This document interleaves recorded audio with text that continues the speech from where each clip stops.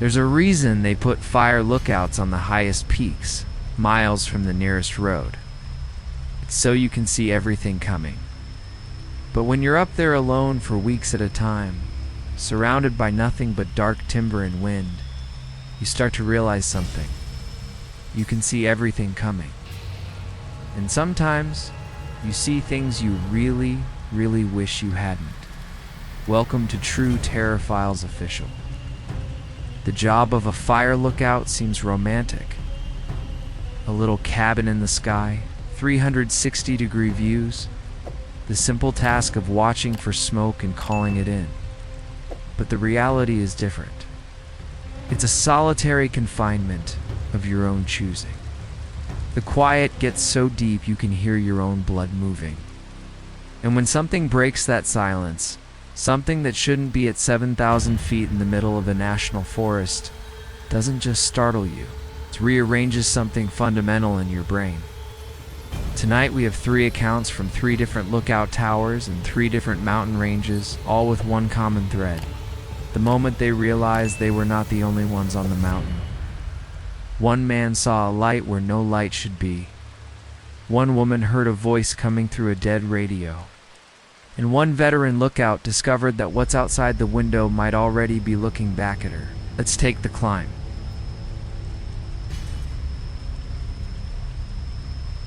Duncan Calloway had been manning the Flat Top Mountain lookout in the Bitterroot Range for 6 seasons, and he'd seen plenty of strange things.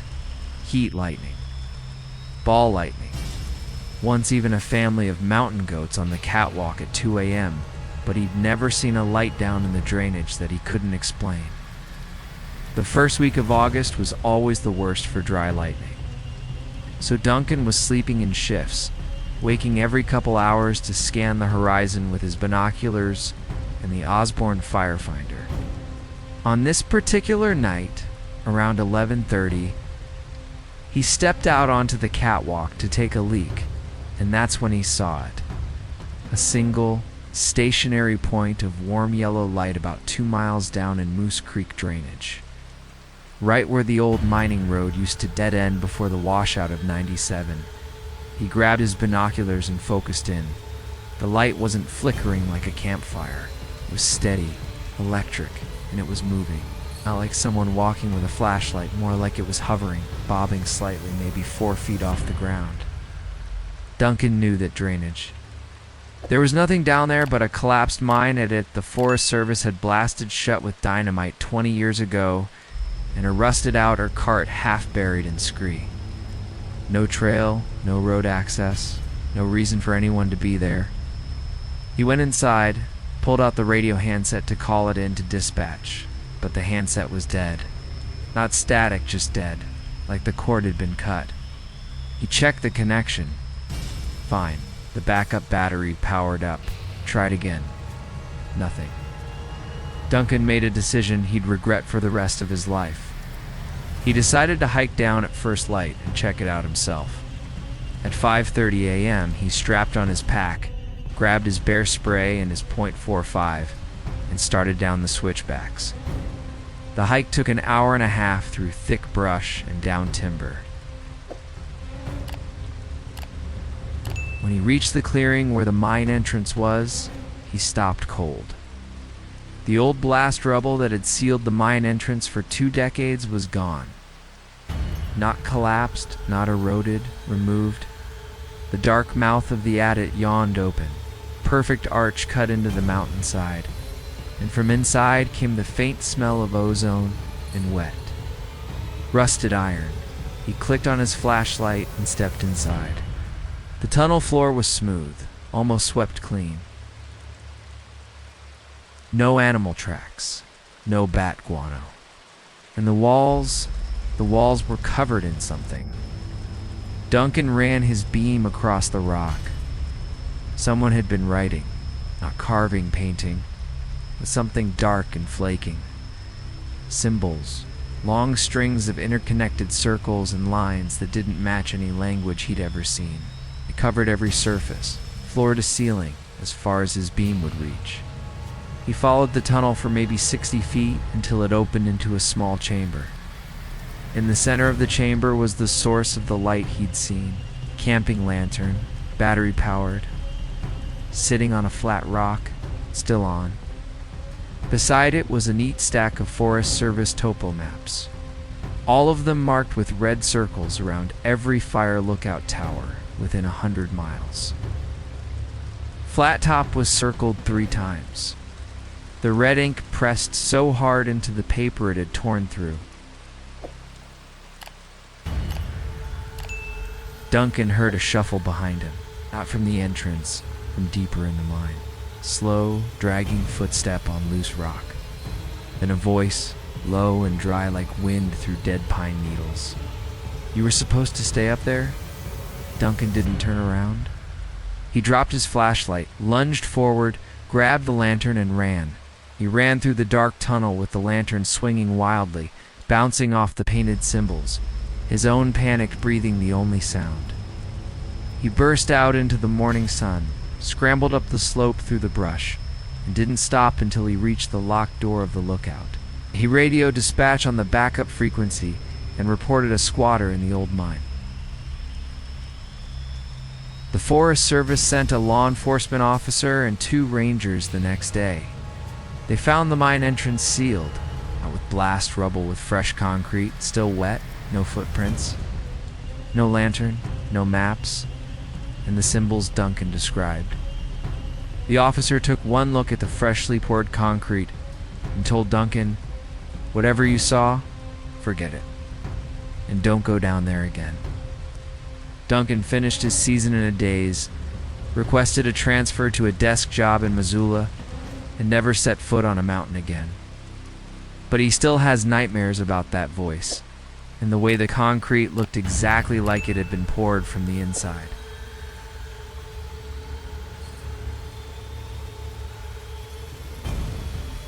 Marisol Vega was a first-year lookout, fresh out of training, assigned to the remote Desolation Peak lookout in the North Cascades. She was eager, competent, and not easily spooked or, so she thought. Her first 2 weeks were idyllic. Hikes around the peak, reading paperbacks, watching the sunset paint the sound far to the west, then the storms rolled in. For 3 straight days, Desolation Peak was wrapped in a wet, howling gray blanket. Lightning forced her to disconnect the main radio antenna and rely on the backup handheld for essential check-ins. On the 3rd night, bored and restless, she was fiddling with the old, dust-covered shortwave radio that previous lookouts had left in the corner. It was a vintage Hallicrafters unit, probably from the 60s, and as far as she knew, it hadn't powered on in decades. She plugged it in on a whim. The tubes glowed orange. Static hissed from the speaker. She slowly turned the tuning knob, sweeping through empty bands of white noise and distant, garbled transmissions from Canada or maybe maritime traffic, impossibly far away. Oh, wait. Then at the very edge of the AM band, the static cut out. Pure, dead silence. Then a voice.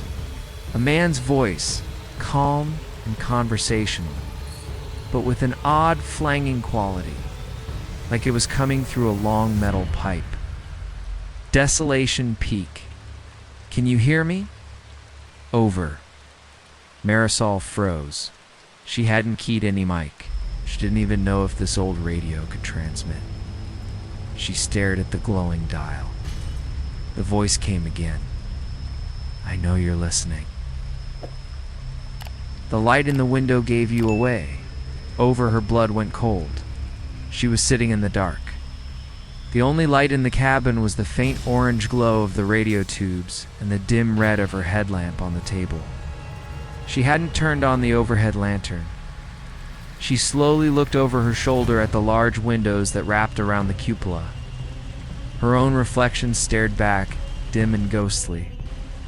And behind her reflection, pressed against the glass from the outside, was a pale, featureless oval of a face.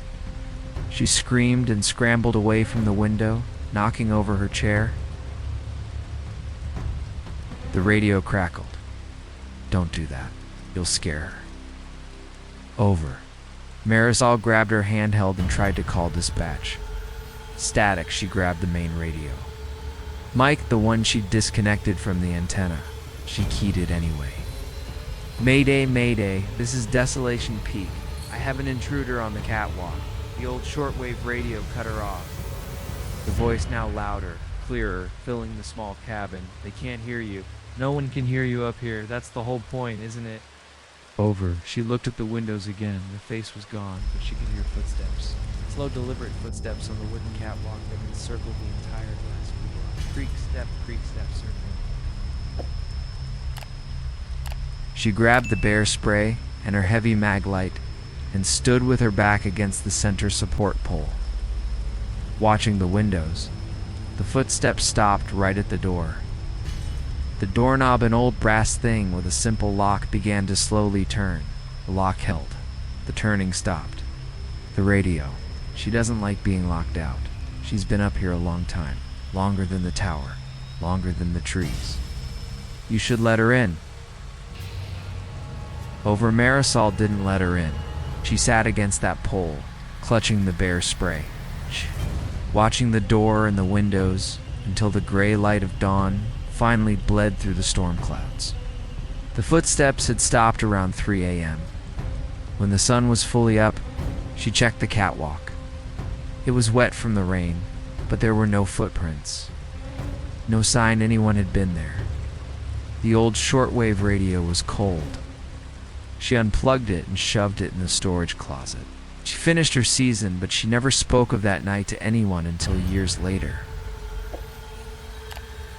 She learned from a retired ranger that the site where Desolation Peak Lookout was built had originally been a fire watch camp used by a solitary man in the 1920s who went missing in the winter of '28. They found his frozen body in the spring, sitting upright against a tree, facing the peak. His radio was still clutched in his hands. The batteries had been dead for months.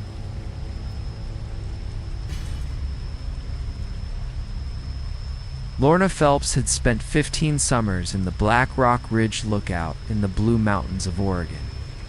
She was a legend among the seasonal fire staff, tough, practical, and completely unflappable. She'd weathered lightning strikes that blew out windows, encounters with aggressive bears, and once, a lost hiker who showed up at her door at midnight in a blizzard with frostbite and a broken leg. Nothing rattled Lorna Phelps till her last season. It started small. It's a smudge on the outside of the south-facing window. She cleaned it off with a squeegee on an extension pole the next morning. The following night, another smudge. Same window, then another. By the fourth night, she realized the smudges weren't random. They were handprints. Small handprints. Like a child pressing their palms and fingers flat against the glass, peering in. From the outside, Black Rock Ridge Lookout is perched on a spire of basalt. The south-facing window overlooks a sheer drop of 200 feet straight down into a tailless slope. There's no catwalk on that side. No ledge. No way for anything bigger than a chipmunk to reach that glass. Lorna started staying up, sitting in the dark, watching that window. On the sixth night, around 3:33 a.m., she noted the time precisely. She heard the faint, greasy squeak of skin on glass. She clicked on her flashlight and aimed it at the window. The handprints were there, fresh condensation already forming around the edges of the small splayed fingers. But beyond the glass, in the beam of her light, there was nothing. Just empty air and the distant glint of stars. She walked to the window and pressed her own hand against the cold glass from the inside, comparing the size. The prints were smaller, the fingers slightly pudgy. A child's hand. She went back to her chair and waited. An hour later, 4:33 a.m., the squeak again. This time, she didn't use the flashlight. She let her eyes adjust to the dark, and she watched the window. A shape moved against the glass from the outside. small, hunched. It was clinging to the sheer rock wall below the window frame, reaching up with one hand to press against the glass while it peered in with a face she couldn't quite make out. Just a pale blur and two dark hollows where eyes should be. It stayed there for maybe 10 seconds, then dropped away into the void below. Lorna radioed down to the ranger station at dawn. Got a pest problem up here. Something's been messing with the south window. The district ranger, a man named Hollis, went quiet on the radio for a long moment. Then he said, "South window." "Facing the cliff?" "Yeah." Another long pause. "Lorna, how long you been at Black Rock? 15 years? You know that? Did anyone ever tell you about the family that died down in that drainage in 73? The Talbots?"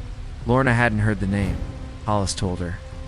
A family of 4 had been camping down by the creek when a flash flood tore through in the middle of the night. They found the parents' bodies tangled in debris a mile downstream, but they never found the 2 kids.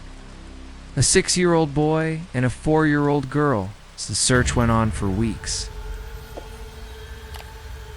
They found one small hiking boot snagged on a rock at the base of Black Rock Ridge, right below the tower. Nothing else. Lorna finished her shift that season, but she covered the south window with a black trash bag every night before sundown. She retired the following spring. Her replacement, a young guy named Tanner, called down to the station in his second week to ask why there was a child's handprint on the south window. Why, when he cleaned it off in the morning, it was always back by 3:33 a.m. They never told him the story. Some things you have to learn on your own, up there in the dark. 3 towers, 3 lookouts, and 3 encounters that prove the wilderness isn't empty, it's just watching. Duncan Calloway found a light in a sealed mine and a voice that knew where he lived. Marisol Vega learned that some radios pick up signals that were never sent. And Lorna Phelps spent 15 years on that ridge, never knowing that on the other side of the glass, a child's hand was reaching up from the dark. If you've ever spent a night alone in the backcountry, or worked a job that put you at the edge of the map, you know that feeling. The one that says you're being observed by something the trees are hiding. That's what we collect here at True Terraphiles Official. If you've got a story like this, something that happened on a lonely shift, a quiet night, a place no one else goes, drop it in the comments. We read every single one. Like, subscribe, ring that bell. No, if you ever find yourself in a lookout tower facing a window that shouldn't have anything behind it, maybe just don't look too close.